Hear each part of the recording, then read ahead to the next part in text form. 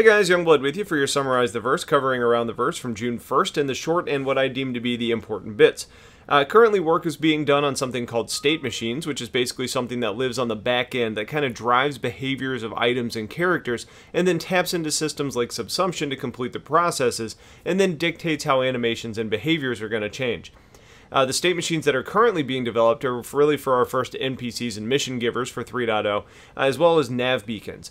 And the goal of the nav beacons is to give you a way to either set your own path or to create your own roads in space, or to allow other players to find you and join you at your location. Now, and this is going to be both in space and on planetary surfaces. These are actually going to be physical items that you release from your ship, which gives your ship's navigation system something that it can then lock onto.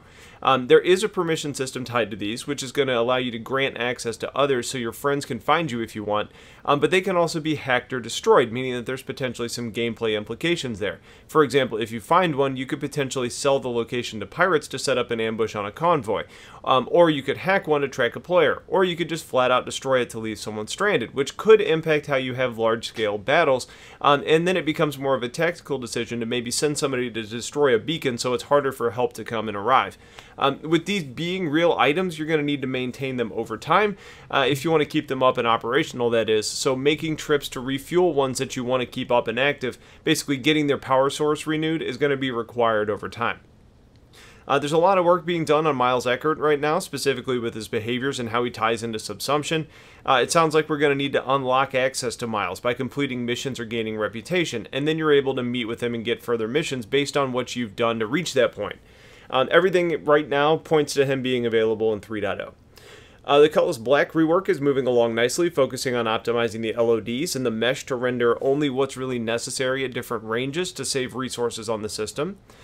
In-character animation, we've been working on carrying items in like a two-handed formation while standing, crouching, and while in 0G, which is going to allow you to EVA, grab cargo, carry it to the ship, and stow it for transport.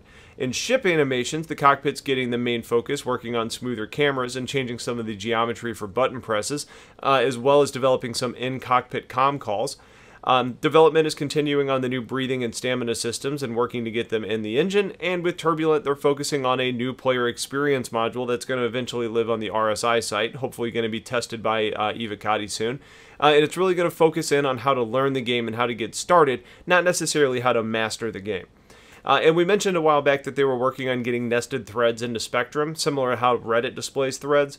And while they're still doing that, they're going to give you the ability to choose either nested or chronological, and you can decide if you want that for every thread in Spectrum, or if you want to maybe just decide, you know, this thread I want chronological, this one I want to be nested, and then some kind of combinations between there. So that's your short version. That's the Summarize the Verse. If you guys have questions, let me know. Otherwise, stay tuned for more. Have yourselves a great day, and take care.